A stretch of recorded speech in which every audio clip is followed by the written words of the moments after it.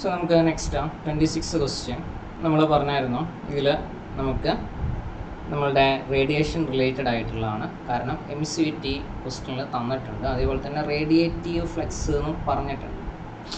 അപ്പോൾ നമ്മളുടെ നോർമലി നമ്മളുടെ ടെമ്പറേച്ചർ റിലേഷനിൽ നമ്മളുടെ റേഡിയേഷനിൽ ഉപയോഗിക്കുന്ന ഇക്വേഷൻ എന്ന് പറഞ്ഞാൽ Q = sigma into A into epsilon അല്ലെങ്കിൽ MCVT ഇൻറ്റു T⁴ ആണ്. MCVT തന്നിട്ടുണ്ടെങ്കിൽ ഇത് ഉപയോഗിക്കാം, ഇല്ലെങ്കിൽ directly Q = sigma A T⁴ ഉപയോഗിക്കാം. ഓക്കെ, അപ്പോൾ ഇവിടെ റേഡിയേറ്റീവ് ഫ്ലക്സ് ആണ് തന്നിരിക്കുന്നത് വെച്ചാൽ Q/A ആണ് തന്നിരിക്കുന്നത്. ഇവിടെ MCVT ഉള്ളതുകൊണ്ട് നമുക്ക് ഈ ഇക്വേഷൻ അല്ല, ഈ ഫസ്റ്റ് ഇക്വേഷൻ ഉപയോഗിക്കാം.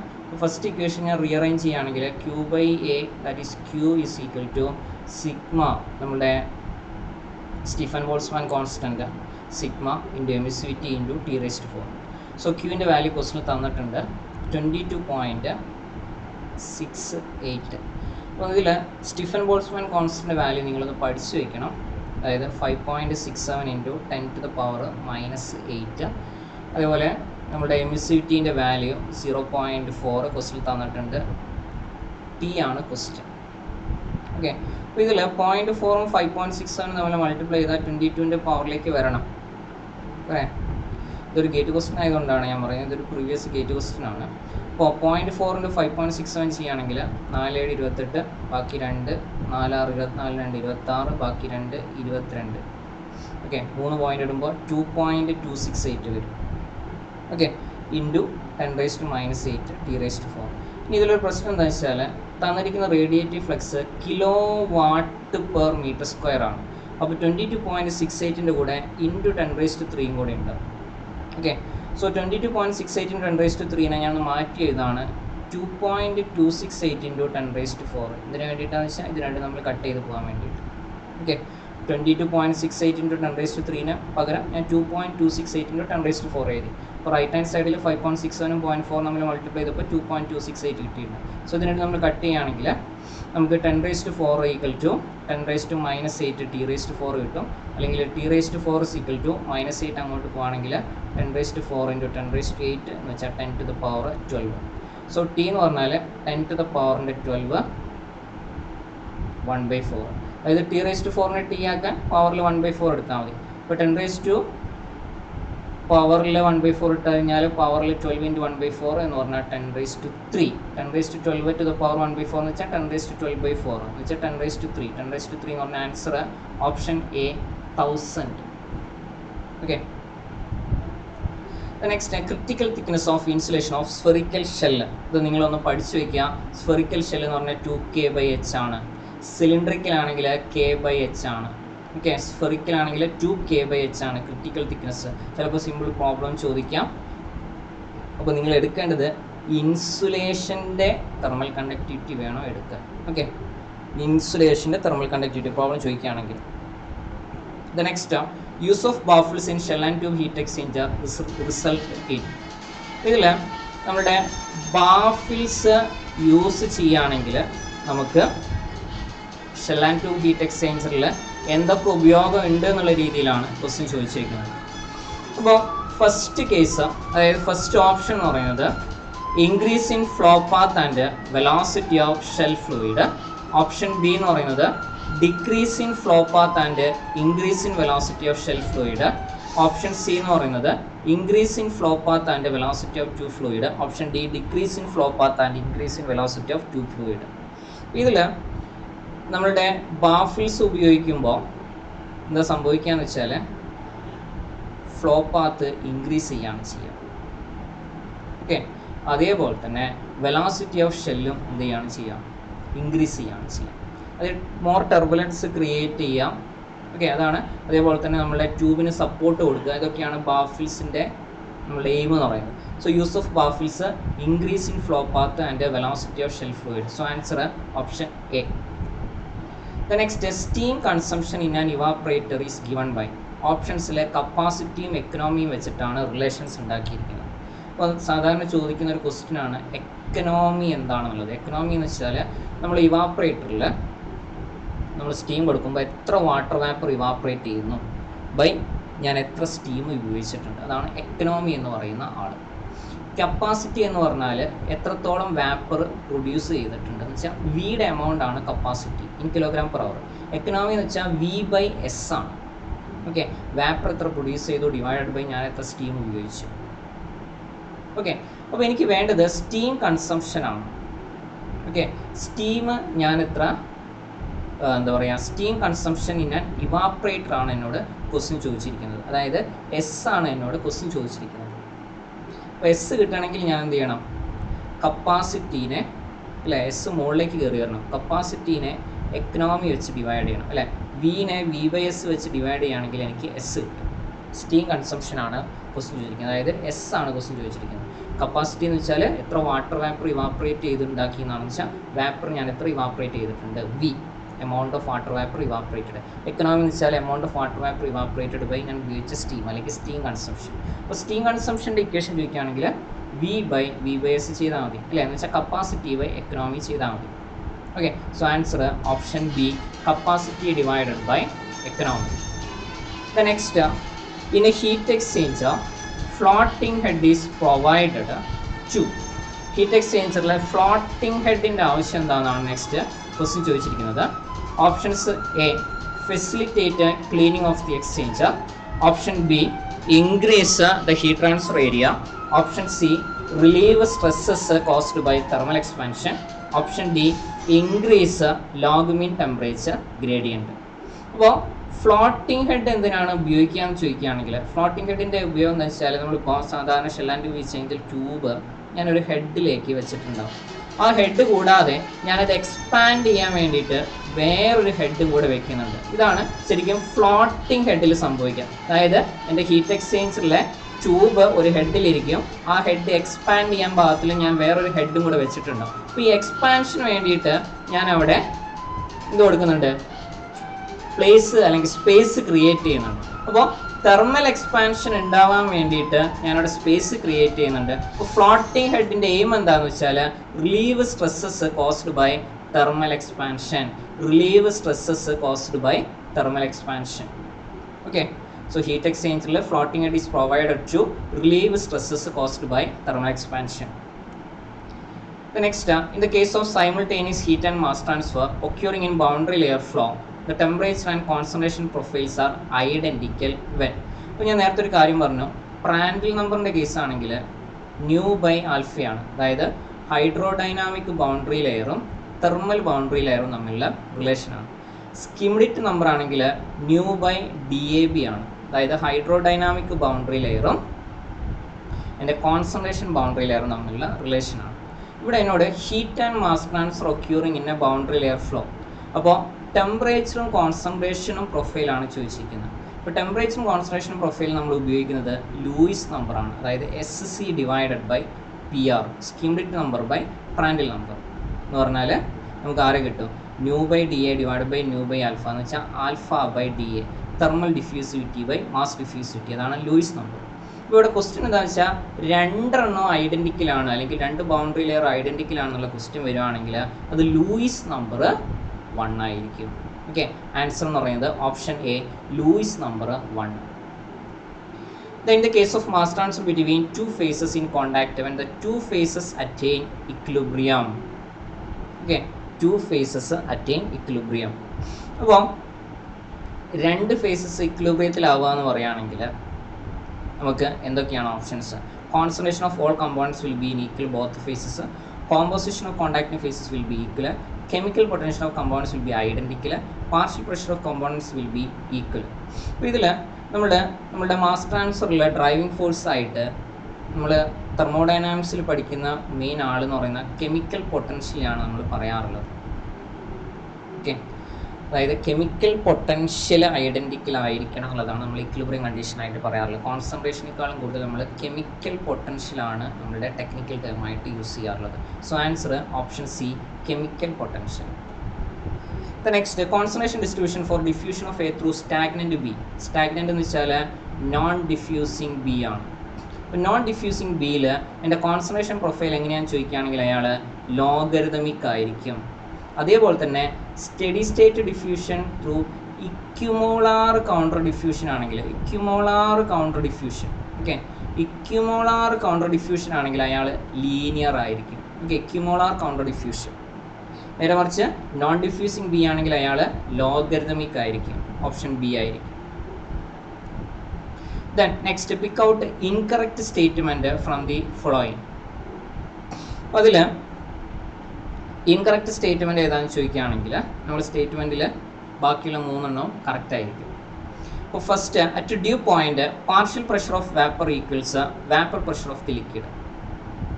ഓക്കെ, ഡ്യൂ പോയിന്റിൽ നമ്മൾ പറയുന്ന ഒരു സെൻറ്റൻസ് ആണിത്. നമ്മൾ പ്രോബ്ലം ചെയ്യാൻ വേണ്ടിയിട്ട് ഉപയോഗിക്കാറുണ്ട്. ഇങ്ങനെയും ക്വസ്റ്റ്യൻ ചോദിക്കാറുണ്ട്. അറ്റ് ഡ്യൂ പോയിന്റിൽ പാർഷ്യൽ പ്രഷറും വേപ്പർ പ്രഷറും ഈക്വൽ ആയിരിക്കും. അത് കറക്റ്റ് സ്റ്റേറ്റ്മെന്റ് ആണ്. 2, temperature of A vapour gas mixer is reduced below due point condensation. Due point എന്ന് വെച്ചാൽ ഡ്യൂ സ്റ്റാർട്ട് ചെയ്യുമ്പോഴാണ്. അപ്പോൾ ഡ്യൂ പോയിന്റിന് താഴേക്ക് വരികയാണെങ്കിൽ കണ്ടൻസേഷൻ സംഭവിക്കും. അത് കറക്റ്റാണ്. Okay, at dew point dry bulb temperature is greater than wet bulb temperature. ഇത് തെറ്റാണ്, റോങ് സ്റ്റേറ്റ്മെന്റ് ആണ്. പക്ഷെ എന്നോട് ക്വസ്റ്റ്യൻ ചോദിച്ചാൽ പിക്ക് ഔട്ട് ഇൻകറക്റ്റ് സ്റ്റേറ്റ്മെന്റ് ആണ്. സോ നമ്മുടെ ക്വസ്റ്റ്യൻ്റെ ആൻസർ ഓപ്ഷൻ സി ആണ്. അതായത് ഡ്യൂ പോയിന്റിൽ ഡ്രൈ ബൾബ് ടെമ്പറേച്ചർ എടുക്കുകയാണെങ്കിലും വെറ്റ് ബൾബ് ടെമ്പറേച്ചർ എടുക്കുകയാണെങ്കിലും ഈക്വൽ ആയിരിക്കും. ഓക്കെ, അതേപോലെ difference between dry bulb and wet bulb temperature പറയുന്ന പേരാണ് വെറ്റ് ബൾബ് ഡിപ്രഷൻ. ഒന്ന് പഠിച്ചു വയ്ക്കുക, വെറ്റ് ബൾബ് ഡിപ്രഷൻ. ഓക്കെ, അപ്പോൾ ഇവിടെ ഇൻകറക്റ്റ് സ്റ്റേറ്റ് എന്ന് പറയുന്നത് ഓപ്ഷൻ സി ആണ്. Next, Schmidt number represent. അപ്പോൾ സ്കിംഡിറ്റ് നമ്പർ നമ്മൾ നേരത്തെ പറഞ്ഞേ ഉള്ളൂ. സി എന്ന് പറഞ്ഞാൽ mu by D A B ആണ്, അല്ലെങ്കിൽ mu by rho D A B ആണ്. മ്യൂ എന്ന് വെച്ചാൽ momentum diffusivity, D A B എന്ന് പറഞ്ഞാൽ mass diffusivity. So answer option A, ratio of momentum diffusivity to mass diffusivity. Next, mass diffusivity is related to. Mass diffusivity ഏത് ലോയിലാണ് നമ്മൾ പറയുന്നത്? Mass ട്രാൻസ്ഫറിലാണ്. മാസ് ട്രാൻസ്ഫറിൽ ഏത് ലോയാണ്? Fick's law. Option A, Fick's law. For stripping of gas in A counter current strip the operating line. നമ്മൾ അബ്സോർപ്ഷനിലാണെങ്കിൽ equilibrium കർവിൻ്റെ മുകളിലാണ് നമ്മൾ വരയ്ക്കുക. സ്ട്രിപ്പിംഗ് ആണെങ്കിൽ താഴെയാണ് വരയ്ക്കുക. Lies below the equilibrium curve. Option B, lies below the equilibrium curve.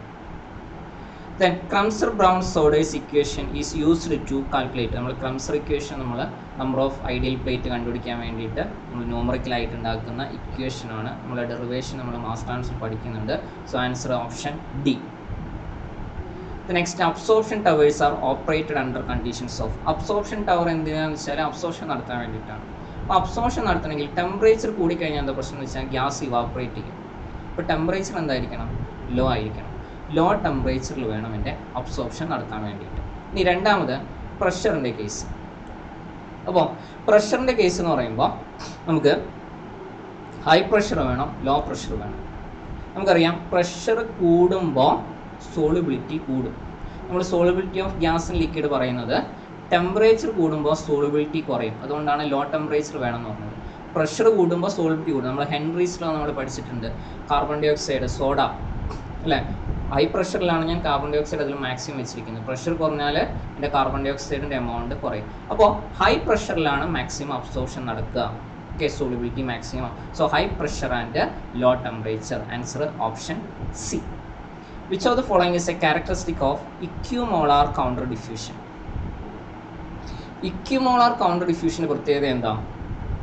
Equal ആയിരിക്കും, പക്ഷേ counter എന്ന് പറയുമ്പോൾ ഓപ്പോസിറ്റ് ആയിരിക്കും.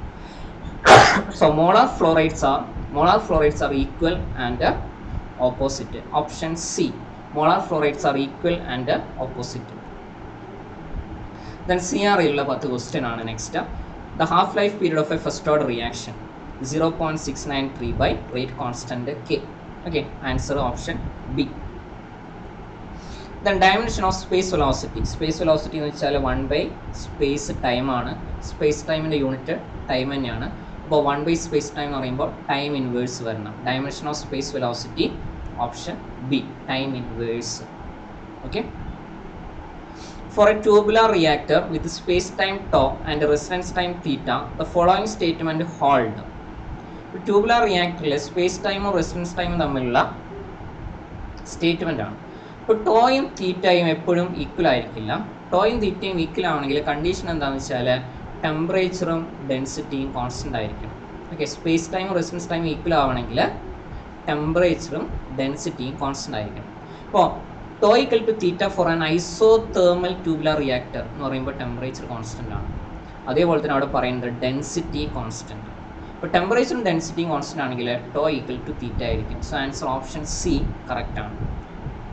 The next, for the reaction P plus 2Q gives 3R, molar rate of consumption of P. P യുടെ consumption നമുക്കറിയാം. ഒരു reaction തന്നിട്ടുണ്ടെങ്കിൽ P reactants സൈഡാണ്, so minus R P by 1. Q reactants സൈഡാണ്, minus R Q by 2.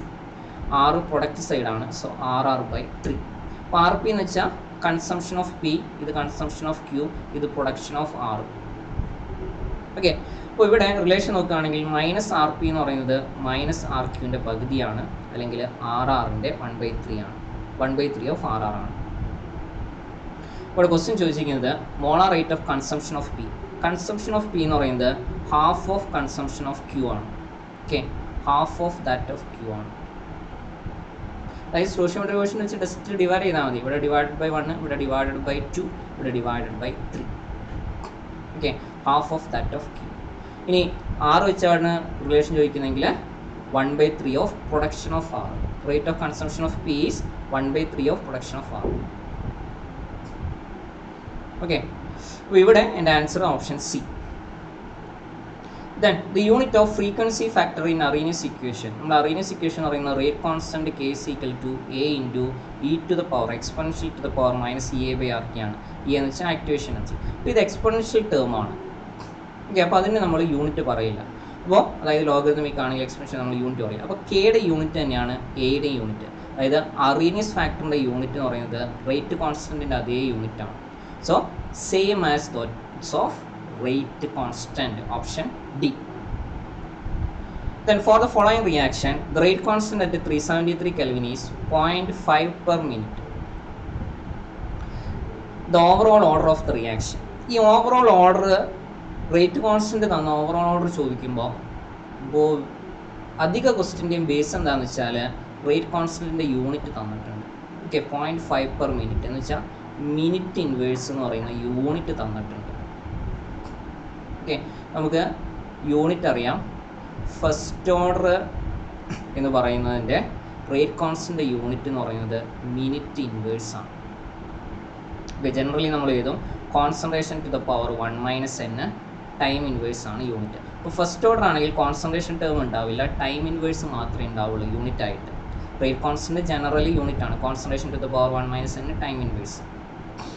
Okay, അപ്പോൾ നമുക്ക് പറയാവുന്ന case എന്താണെന്ന് വെച്ചാൽ ടൈം ഇൻവേഴ്സ് ആണ് ഇവിടെ യൂണിറ്റ് തന്നിരിക്കുന്നത്. അങ്ങനെയാണെങ്കിൽ ഫസ്റ്റ് ഓർഡർ ആയിരിക്കും, option B. Then compare to P F R, C S T R. C S T ആറും പി എഫ് ആറും നമ്മൾ കമ്പയർ ചെയ്യുമ്പോൾ പി എഫ് ആറിനാണ് maximum conversion, C S T ആറിന് ലോവർ കൺവേർഷൻ ആണ്, option B lower conversion. For the gaseous reaction 2A plus B gives where the feed consists of 50 mole% A and 50 mole% inert. The expansion factor. ഈ expansion factor കണ്ടുപിടിക്കാൻ എളുപ്പമാണ്. നമ്മൾ number of moles of product minus number of moles of reactant divided by number of moles of reactant ചെയ്താൽ മതി. അതായത് initially നമ്മൾ ഇത്ര reactant എടുക്കുമെന്ന് നോക്കിയാൽ മതി. ഇപ്പോൾ 50 mole% A ഉണ്ട്, 50 mole% ഇനേർട്ടും ഉണ്ട്. അപ്പോൾ നിങ്ങൾക്ക് number of moles of reactant നിങ്ങൾക്ക് 2 മോൾ എടുത്തെന്ന് വിചാരിച്ചു. ഓക്കെ, റിയാക്റ്റൻ്റ് 2 മോൾ എടുത്ത് 2 മോൾ എടുത്താൽ അതിൽ 1 മോള് എ ആയിരിക്കണം, 1 മോള് ഇന്നേർട്ടും ആയിരിക്കണം. ശരിയല്ല? അതായത് 50-50 ആയിരിക്കണം. ഞാൻ ടോട്ടൽ 2 മോളാണ് എടുത്തതെങ്കിൽ 1 മോൾ എയും എടുക്കണം, 1 മോൾ ഇന്നേർട്ടും ആയിരിക്കണം. കാരണം കോമ്പോസിഷൻ വന്നിരിക്കുന്നത് 50 mole% A, 50 mole% ഇന്നേർട്ട്. ഇനി എൻ്റെ റിയാക്ഷൻ പ്രകാരം 2 മോൾ എ 1 മോള് ബി തരും. അങ്ങനെയാണെങ്കിൽ റിയാക്ഷൻ നടക്കുമ്പോൾ ഇനേർട്ട് റിയാക്ഷനിൽ പങ്കെടുക്കില്ല. 1 മോൾ എ എന്ത് തരും? ഹാഫ് മോള് ബി തരും. ശരിയല്ലേ? 1 എ ഹാഫ് മോള് ബി തരും. അപ്പോൾ ഞാൻ എൻ്റെ റിയാക്ടറിൽ ഞാൻ കൊടുത്തപ്പോൾ ഫീഡിൽ 1 മോൾ എയും ഉണ്ടായിരുന്നു, 1 മോള് ഇനേർട്ടും ഉണ്ടായിരുന്നു. പ്രൊഡക്റ്റിലേക്ക് എത്തുമ്പോൾ 1 മോൾ എ എന്തായി മാറി? ഹാഫ് മോള് ബി ആയിട്ട് മാറി. 1 മോൾ ഇനേർട്ട് എന്തായിട്ട് മാറി? അതേപോലെ തന്നെ ഇറങ്ങി വരും. കാരണം ഇനേർട്ട് റിയാക്ഷനിൽ പങ്കെടുക്കില്ല. ഓക്കെ, അപ്പോൾ പ്രൊഡക്റ്റിൽ ടോട്ടൽ എത്ര മോൾ ഉണ്ട്? 1 + 1/2 വെച്ചാൽ 1.5. ഞാൻ കൊടുത്ത ഇനീഷ്യൽ എത്രയുണ്ട് 2 മോൾ. സോ 1.5 മൈനസ് 2 ഡിവൈഡഡ് ബൈ 2 എന്ന് വെച്ചാൽ -0.5/2 എന്ന് പറഞ്ഞാൽ -0.25. ഓക്കെ, ഇതാണ് എക്സ്പാൻഷൻ ഫാക്ടർ വരിക. ഓക്കെ, അപ്പോൾ ഞാൻ വേറൊരു എക്സാമ്പിൾ എടുക്കുകയാണെങ്കിൽ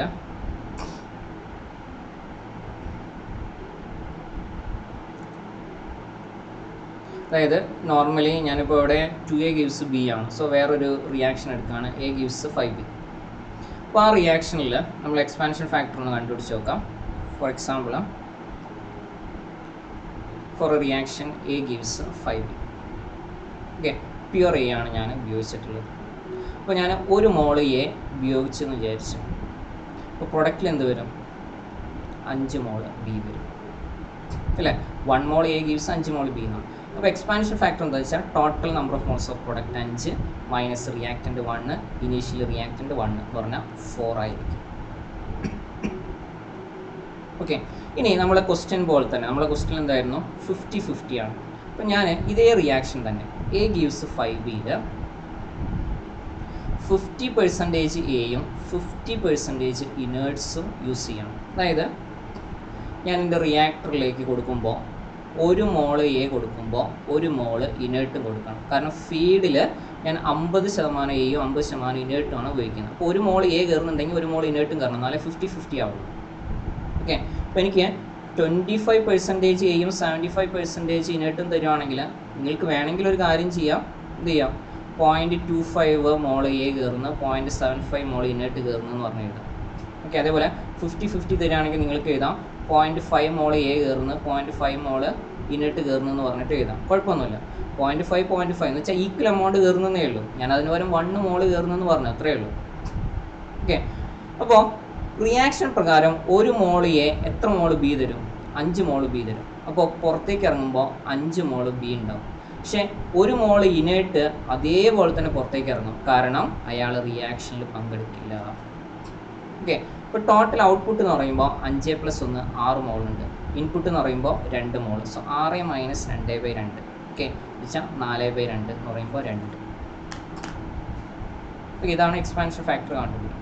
next, half life of nth order reaction A batch reactor depends on only rate constant. Half life ആണ്. ഓക്കെ, അതൊന്നും 0 ഓർഡർ എന്നൊന്നും പറഞ്ഞിട്ടില്ല, അല്ല ഫസ്റ്റ് ഓർഡർ എന്നൊന്നും പറഞ്ഞിട്ടില്ല, nth ഓർഡർ ആണ്. So rate constant and order, rate constant initial, rate constant initial reactant concentration, order of the reaction. ഇതിലെല്ലാം വരും അല്ലേ. ഓപ്ഷൻ ഡി, റേറ്റ് കോൺസ്റ്റന്റ് വരാം, ഇനീഷ്യൽ കോൺസെൻട്രേഷൻ വരാം, ഓർഡർ ഓഫ് ദ റിയാക്ഷൻ വരാം, half life. Okay, കാരണം nth order ആണ്, അപ്പോൾ ഓർഡറിനെ depend ചെയ്യും. Then space time of 20 minute means, ഇപ്പോൾ നമ്മൾ സ്പേസ് ടൈം എന്ന് വെച്ചാൽ ഒരു റിയാക്ടർ വോളിയം പ്രോസസ്സ് ചെയ്യാൻ വേണ്ട ടൈമിനെയാണ് സ്പേസ് ടൈം എന്ന് പറയുന്നത്. ഓക്കെ, സ്പേസ് വെലോസിറ്റി എന്ന് വെച്ചാൽ ഒരു യൂണിറ്റ് ടൈമിൽ എനിക്ക് എത്ര റിയാക്ടർ പ്രോസസ്സ് ചെയ്യാൻ പറ്റും.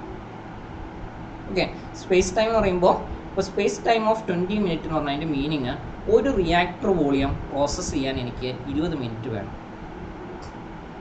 ഓക്കെ, ഒരു റിയാക്ടർ വോളിയം പ്രോസസ്സ് ചെയ്യാൻ എനിക്ക് 20 മിനിറ്റ് വേണം, അതാണ് അതിൻ്റെ മീനിങ്. സോ ആൻസർ എന്ന് പറയുന്നത് ഓപ്ഷൻ സി.